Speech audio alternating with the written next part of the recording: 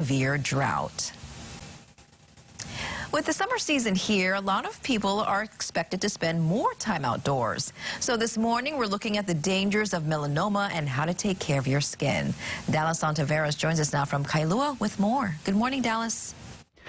Good morning, Christine, and we are continuing the conversation with a special guest. This is Dr. Helreich from Kailua. Good morning, doctor. Thanks for joining us here on Wake Up Today. My pleasure. You're providing us a lot of information when it does come to sunscreen, the summer season, and also skin cancer. But going off topic just a little bit here, because we have been covering monkeypox recently, have you encountered any sort of case or have patients been having questions about it because it starts off as a rash? There just been a few reported cases of monkeypox in Hawaii. I have not seen any.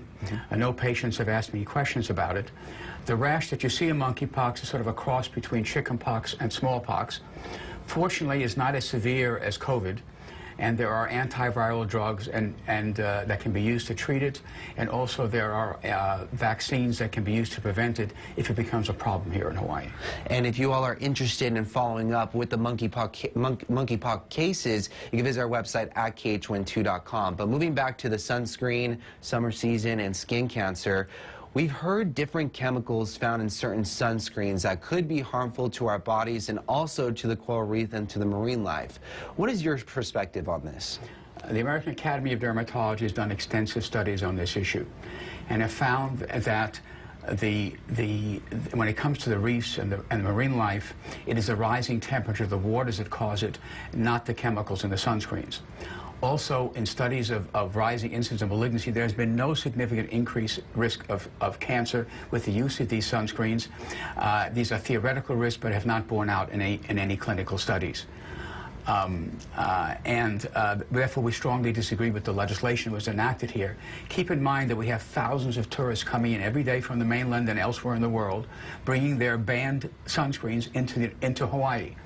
And so the tourists are able to use these banned sunscreens, which are much more effective than some of the ones that are allowed here, but yet the local people here cannot use those sunscreens.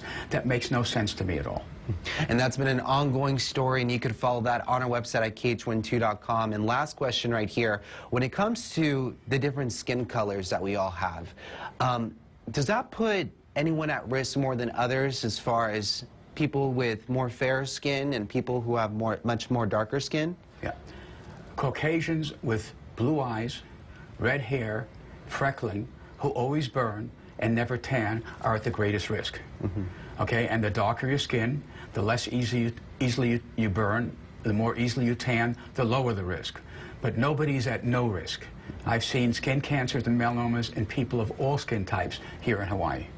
I think we all have a friend like that, and that's some good information to share. It definitely does not have any sort of discrimination. But doctor, you're still going to be hanging out with us for the next half hour. And if you want some more details with all the topics that we've been covering so far here on Wake Up Today, you can visit our website at KHON2.com. Reporting out here in Kailua, Dallas Santaveras, KHON2 News, working for Hawaii. Very good reminders. Thank you so much, Dallas. Coming up next, we're working for Hawaii with a live look at the roads at this early hour, plus that new work week forecast. And you have one of these. A popular Costco patio umbrella is being recalled.